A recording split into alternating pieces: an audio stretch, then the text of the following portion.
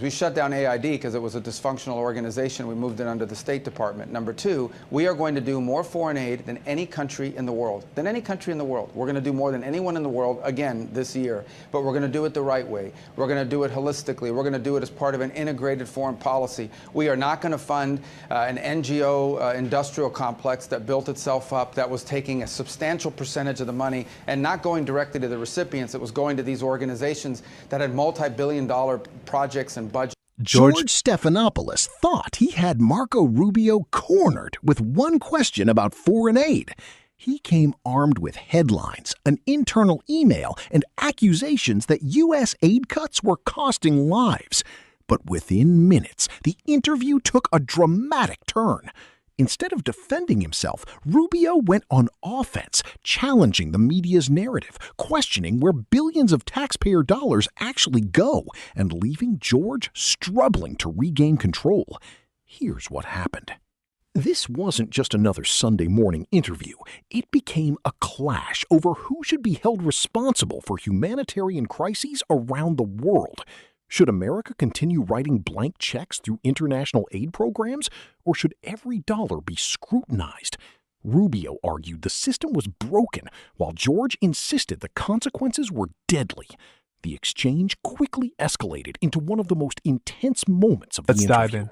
It's been more than a month since President Trump met with President Putin in Alaska. Since then, Putin has intensified his attacks on Ukraine. He's crossed into NATO airspace as well. The president has repeatedly threatened to take action, but repeatedly backed off those threats against President Putin. How much more time is he going to give him? Well, I think he has taken action. So, for example, we've imposed additional tariffs on India, and they're a very close partner of ours, and we had meetings with them again yesterday, and it has to do with their purchase of Russian oil. In addition, we've worked very hard on and continue to work and made a lot of progress. Well, look, you look at the bill that Congress was considering, and on putting forward the Lindsey Graham bill, that bill was about tariffs on India and China for the purchase of oil and gas from Russia. I think the president has also called on Europe to step up to the plate. And, there are countries in Europe that are still buying massive amounts of natural gas and oil from Russia, in essence, directly fueling the war effort. The president has also instructed us, and we've made a lot of progress working on security guarantees. Shortly after the Alaska meeting, all of these leaders from Europe came to Washington. We agreed to work on security guarantees for the future of Ukraine after the end of this conflict. We've made a tremendous amount of progress in creating the outlines for that, and that's going to be essential in any negotiated end to the war. It doesn't appear to be making any difference with President Putin. Well, I think that's right, in the sense that we continue to see the war being carried out, by the way, by both sides. The Ukrainians, to their credit, have also inflicted substantial damage on the Russians. So as an example, 20% of Russian refining capacity has been taken offline because of Ukrainian strikes. And I think the Ukrainians have been very brave and worked and done incredible things despite being a smaller country here, not just in defending their country, but in imposing costs on Russia. Look, at the end of the day, the only leader in the world that everyone agrees to this, no one did, and this is why Zelensky keeps wanting to meet with him, and all the European leaders want to meet with him, is President Trump. He's the only one that can talk to both sides and try to make progress. He has dedicated a lot of time and energy to it. We hope to achieve it. He has expressed his deep disappointment at the direction this continues to go. He is well aware at this point of what our options are under his current authorities to impose more costs on Russia if they don't agree to peace. And that moment may arrive, but I hope it doesn't arrive, because I hope we still have time to convince them to end this war. The impact it's having, it's a stupid war. It really is. I mean, the Russians in July lost 20,000 soldiers were killed in action.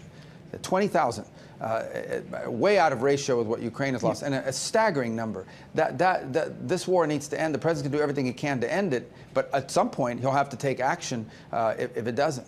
You and others in the administration have said several times that no one has died because of the administration's cuts to humanitarian aid and the shuttering the Agency for International Development. A host of international aid organizations have disputed that. They've detailed how many lives have been lost. Also, Nick Kristof of the New York Times had an extensive piece in the New York Times on Sunday, firsthand reporting on the deaths being caused by the cuts in aid. And he went on to say this. I want to show a tweet he put up. He said, "I also obtained an internal Trump administration memo stating that the cost of shutting down USAID is $6.4 billion over 2 years. That sum could save more than 1 million children's lives. Instead, it is being spent to shut down programs that saves lives." How do you account for that? How do you respond? Well, that wasn't a memo. That was somebody who wrote an email giving their opinion internally. That is not an official document. That's someone who didn't agree with our decision. This is not about cutting aid. We're going to do aid. It does cost money to shut down AID, doesn't it?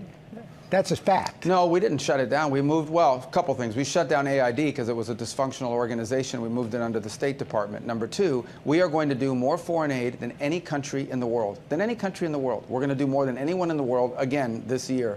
But we're going to do it the right way. We're going to do it holistically. We're going to do it as part of an integrated foreign policy. We are not going to fund an NGO industrial complex that built itself up, that was taking a substantial percentage of the money and not going directly to the recipients. It was going to these organizations that had multi-billion-dollar projects and budgets. We're not going to continue to do it that way. We are going to provide aid. We're providing aid now. We just rolled out our new initiative on health. It's going to be much more successful and much more effective. We're going to enter into direct compacts with the countries. We're going to empower our embassies and our ambassadors to direct which projects we fund and how much money countries are going to be receiving. So we are restructuring the way we do aid. It's going to be far more effective, and it's going to be integrated into our holistic foreign policy. That's all in the future. But are you standing by that comment? You're saying that no one has died? No, it's happening now. That's not in the future. No one has happening died now. Because of the aid cuts? Are all those aid organizations lying? That's ridiculous. Well, first of all, then they died because England didn't give enough money, or Canada didn't give more, or China did. Let's blame the other countries that don't do any foreign aid.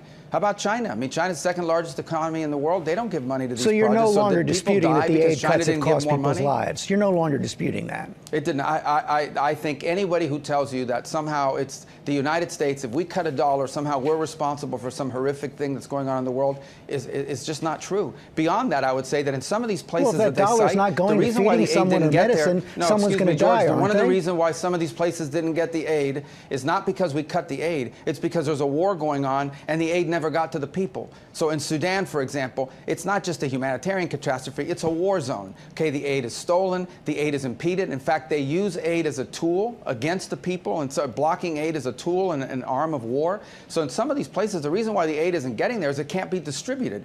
Look at Haiti. One of the reasons why aid can't be distributed in Haiti is you can send all the aid in the world you want. It gets hijacked and stolen by criminal gangs that control the country.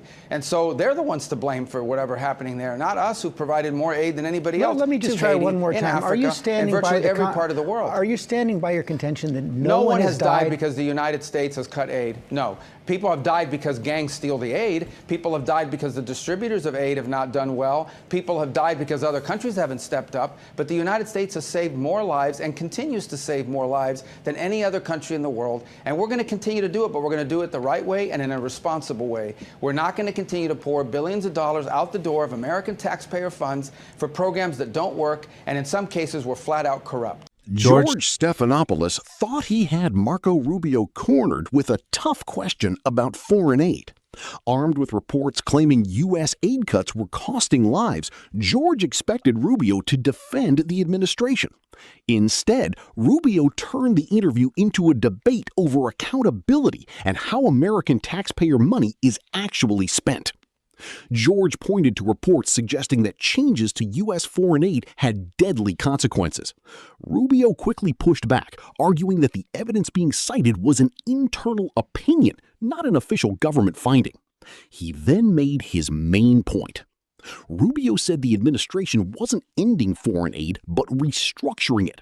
According to him, the goal is to move aid under the State Department, reduce bureaucracy, and make sure more taxpayer dollars reach people in need instead of being absorbed by large organizations and administrative costs.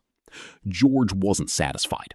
He repeatedly asked whether Rubio still stood by the claim that no one had died because of the aid changes.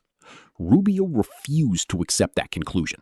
He argued that in places like Sudan and Haiti, aid is often blocked by war, corruption, or criminal gangs long before it reaches civilians. In his view, those conditions, not simply U.S. funding decisions, are a major reason humanitarian aid fails to reach the people who need it. Rubio also argued that the United States remains the world's largest provider of foreign aid and questioned why America is expected to shoulder so much of the burden while other wealthy nations contribute far less. By the end of the exchange, the debate came down to two competing views. George focused on the humanitarian risks of changing the aid system, while Rubio argued that reform is necessary to ensure taxpayer money is spent effectively. The interview ended without either side backing down, leaving viewers to decide which argument they found more convincing. What do you think? Should the U.S. prioritize reforming foreign aid before expanding it, or should humanitarian assistance continue under the current system? Let us know in the comments, and don't forget to like and subscribe for more political breakdowns.